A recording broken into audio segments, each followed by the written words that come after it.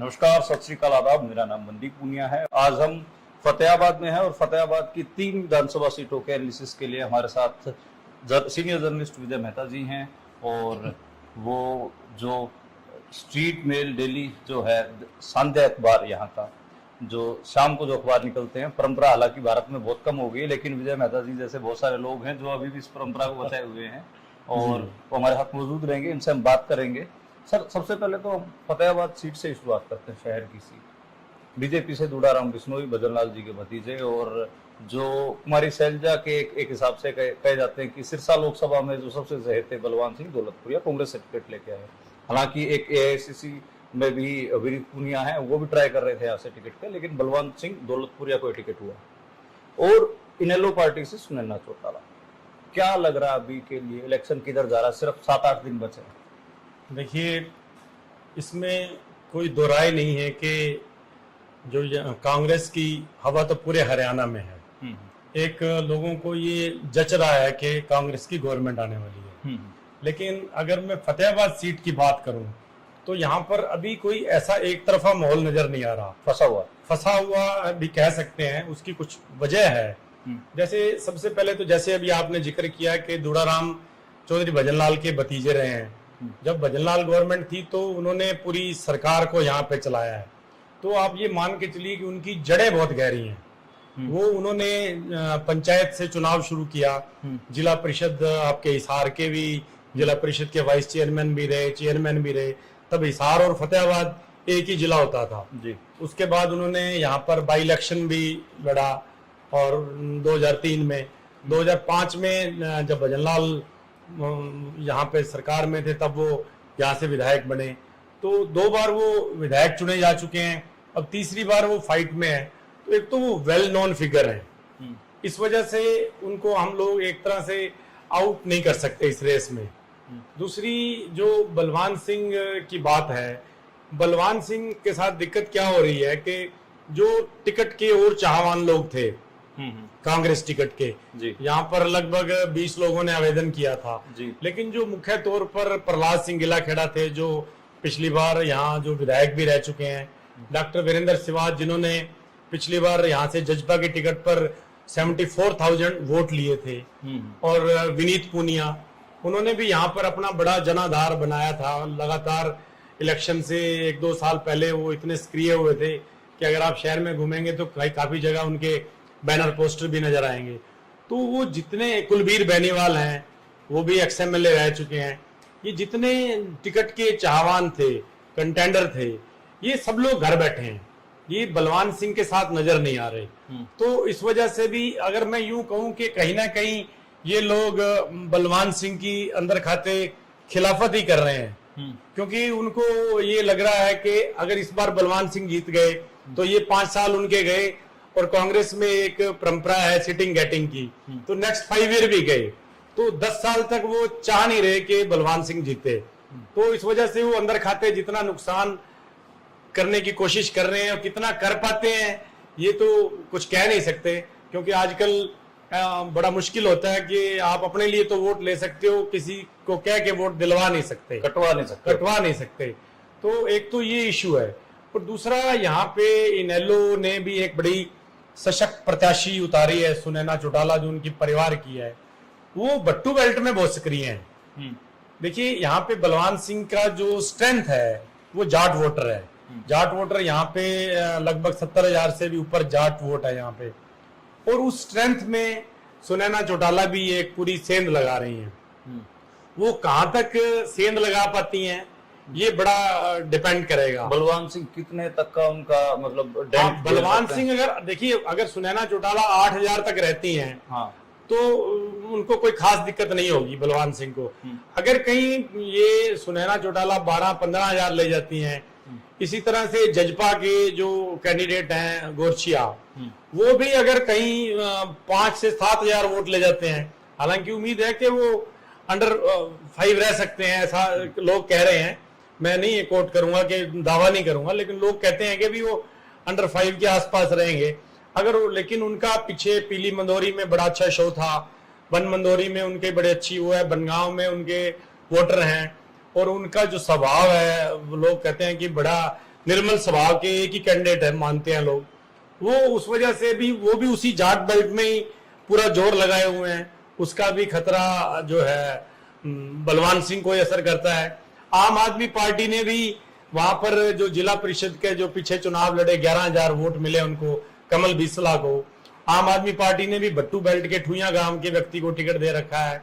ठुइया गांव में आज उनकी जनसभा थी तो पूरा गांव बाहर निकला हुआ था, तो उन्होंने इतनी भावुक अपील की तो गांव वालों ने उनकी अपील को देख के कहा कि तुम बाकी जगह जाओ, गांव को छोड़ दो, गांव हमारी जिम्मेदारी है।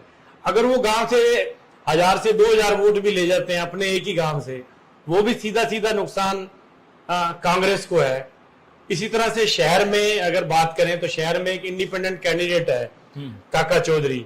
काका चौधरी की अगर आप जनसभाएं देखें तो वो ऐसा लगता है कि शहर से 10 से 15,000 वोट भी ले जाएं तो कोई बड़ी बात नहीं, लेकिन अगर वो 5,000 वोट तक रहते हैं तो बलवान सिंह का नुकसान है। अगर वो 10,000 वोट ले जाते हैं तो नेक्स्ट 5,000 में बीजेपी के दूड़ाराम को नुकसान है। और लेकिन अगर हम बीजेपी की अब बात करें तो दूड़ाराम के साथ जितने पार्षद चल रहे थे उसमें से आधे से ज्यादा पार्षद उनको छोड़कर कांग्रेस के खेमे में जा चुके हैं। यहाँ का नगर परिषद जो प्रधान है, जिसको दूड़ाराम ने खुद मेहनत करके बनाया था, राजेंद्र खिच्ची, वो घर बैठे हैं, एक दिन भी वो दूड़ाराम के प्रचार में नहीं आए।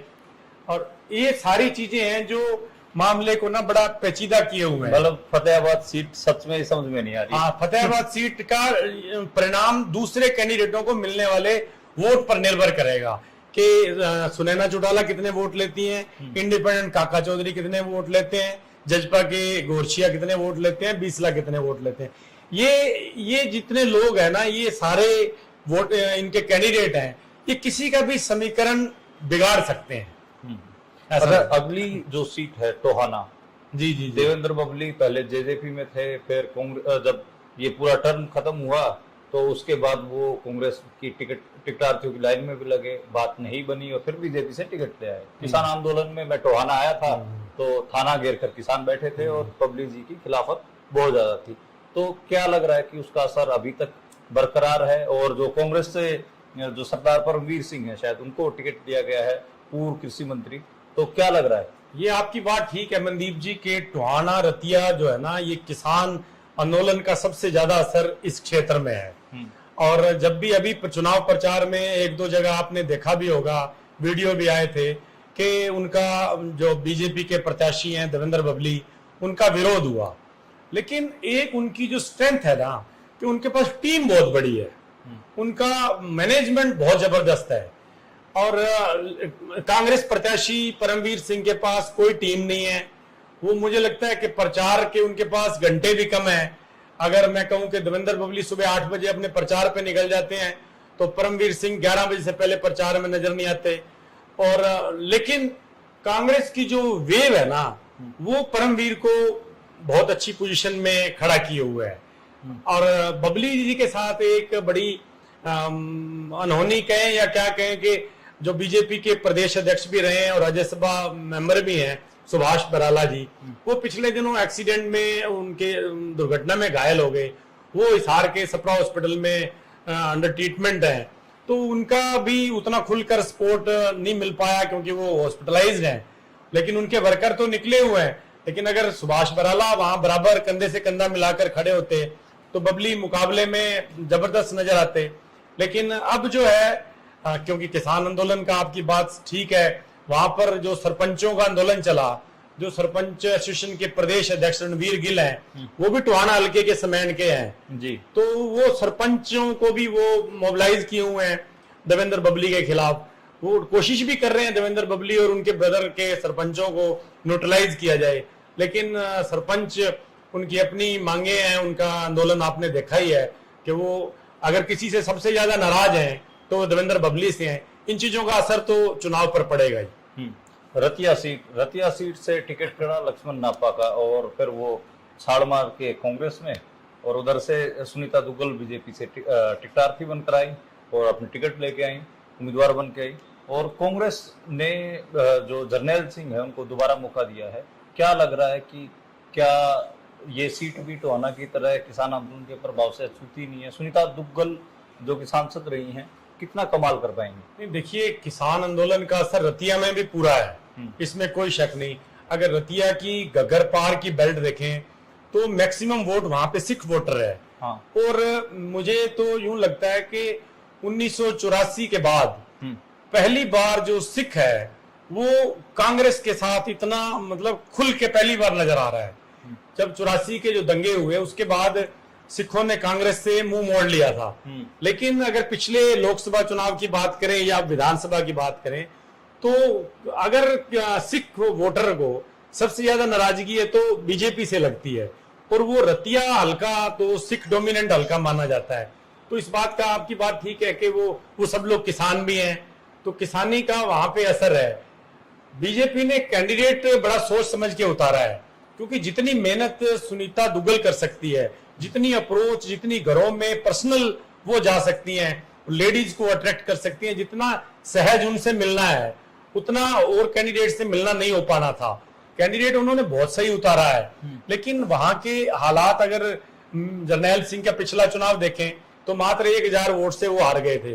जो प्रत्याशी थी जजपा की वो 30,000 वोट ले गई थी। अचानक से मतलब त्रिकोणीय उन्होंने मुकाबला बना दिया था, तो उस वजह से रह गए थे। लेकिन इस बार अभी पीछे बिडाना में दीपेंद्र हुड्डा ने जनसभा की थी उनके हक में। अगर आप उस जनसभा की रिकॉर्डिंग देख लें तो मुझे लगता है काफी चीजें बड़ी क्लियर नजर आ रही हैं, उसमें पिक्चर बड़ी साफ नजर आ रही है। लेकिन दुग्गल के साथ ये है कि मंजू बाजीगर जो पिछली बार 30,000 वोट ले गई थी, और बीबो इंदौरा जो जिला परिषद में उन्होंने बड़े अच्छे वोट लिए, मेंबर भी चुनी गई, और बीएसपी के जो प्रत्याशी थे छिंदरपाल, तीनों लोग दुग्गल के साथ आगे खड़े हो गए हैं। तो इस वजह से दुग्गल भी बड़ी कोशिश कर रही है कि मुकाबले को पूरा कांटेदार बना सकें। लेकिन वहां का जो माहौल है वो अभी उनको, जरनैल सिंह को कांग्रेस की हवा का फायदा मिलता नजर तो आ रहा है। जी, तो फतेहाबाद की 3 सीट एक मोटा मोटा आकलन समझ में आ गया कि फतेहाबाद ज्यादा फंसी हुई है और टोहाना और रतिया कहीं ना कहीं थोड़ी सी कांग्रेस को एज अभी दिख रही है। हालांकि इलेक्शन तो हर रोज पलटता है। हाँ। 7 दिन, अभी 7 दिन पड़े हैं, कोई भी समीकरण ऐसा हो सकता है, एक नेता के मुंह से कोई ऐसी बात निकल सकती है जो पूरा माहौल पलट देती है। हमारे हिंदुस्तान में तो इलेक्शन भावनाओं पे होता है, गणित पे कम होता है, तो पता नहीं कब क्या हो जाए। जी, ऐसा मुझे लगता है कि हमें इंतजार करना पड़ेगा 5 अक्टूबर तक आखिरी परिणाम के लिए। अच्छा, एक आखिरी सवाल छोटा सा कि जो ये इलाका है ट्रेडिशनल चौटालाओं के चौधरी देवलाल परिवार के प्रभाव का माना गया, और हर बार मतलब ठीक ठाक वोटें लेके जाए गए, और इवन रतिया में तो 4-5 बार उनके विधायक भी रहे हैं, और टोहाना में भी रहे हैं, और फतेहाबाद से भी रहे हैं। क्या लग रहा है आपकी बार की लोकदल फोर्सेस कहाँ, दोनों ही जजपा और इन लोग कोई क्रेडिबिलिटी? जब से दोनों इन परिवारों का आपस में डिवीजन हुआ है उसके बाद इनको संभलने का मौका नहीं मिला। जो इनके नेता लोग थे जो चुनाव लड़ते थे वो डिफरेंट पार्टीज में चले गए। जैसे रविंदर बलेला इनके विधायक रहे हैं, वो बीजेपी में है। जरनैल सिंह भी पहले, जो आज कांग्रेस के रतिया से सशक्त नजर आ रहे हैं, वो भी पहले इनेलो में थे। इसी तरह से फतेहाबाद में भी जो इनेलो के जो मुख्य लोग थे, जो बलवान सिंह कांग्रेस की टिकट पे लड़ रहे हैं, ये भी इनेलो से टिकट पे यहाँ पर विधायक रहे हैं। तो उस तरह से वो दमदार नेता अब इनेलो के पास रहे नहीं। अब इनेलो को जहां जहां भी आप इनेलो मुकाबले में है, चाहे सरसा जिले में है, चाहे वो परिवार के लोग ही मुकाबले में नजर आते हैं। इसके अलावा जैसे आपने मुझे जिक्र भी किया था कि बरवाला और नरवाना में ही इनेलो का होल्ड नजर आ रहा है। तो उस तरह से अभी इनेलो को और पसीना बहाना पड़ेगा। जी, तो शुक्रिया विजय जी। और एक बड़ा मुश्किल होता है वैसे जो जिले और अपने इलाके में जो पत्रकार काम कर रहा होता है, क्योंकि सभी नेता बाय नेम जान रहे होते हैं और काफी लंबे समय से जान रहे होते हैं, तो वो ऐसे वीडियो देखते फोन ठोक देते हैं, आपने मेरी बुराई कर दी, आपने मेरी बुराई कर दी। तो बुराई वाला नहीं, एक ऑब्जेक्टिव एनालिसिस हमने करने की कोशिश की है। और अभी तो 7 दिन है, अगर किसी नेता को या किसी भाई को लगे कि हमारे बारे में कम कहा गया, हाका गया, तो आप 7 दिन खूब मेहनत करिए और अपने हमको गलत प्रूव कर सकते हैं। थैंक यू, शुक्रिया।